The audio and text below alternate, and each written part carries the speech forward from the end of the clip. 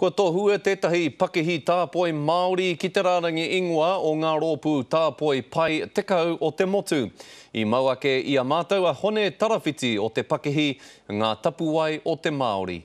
Or what it would have been like back in the 1800s at the conception and at this foundation. E hara i te mea tauhau ngā mahi ārahi tūruhi ki roto o te whakarewarewa.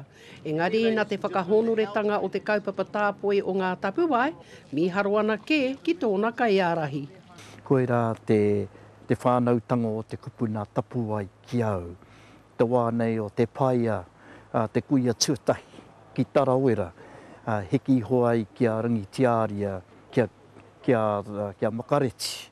Te mea anō e whakanui ana i roto o ngā mahi e kōkirihi ake nei, arā e mahi ana i runga i te mana motu hake o te whenua me te iwi. Ko te whenua he whenua Māori. Ko te kaupapa i whāngai tia mai i ngā tāwahi he kaupapa Māori, he whenua Māori. Ka tika, ka tae ati ai ki tēnā tūranga, ka tēnā taumata tike tike.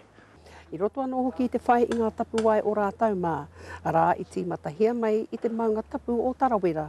So tomorrow is the significant date, the memorial date of the eruption of a village that destroyed the people. I reira hia mai i ngā arawhata, ka tai mai o kuna arawhata nā tokowaru o te ao, me ki, ko Otuka Puarangi me te tarata. Ka tika hoki i nei rā o te kiki o te tāra, me nā kore he tūruhi e kore anō hoki he oranga pūmau. Ko miharo i a rātou, ko puari a rātou ngākau rātou whatu manua.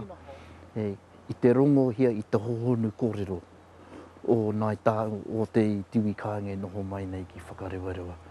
He kaupapa pūmau, he kaupapa ātāhua.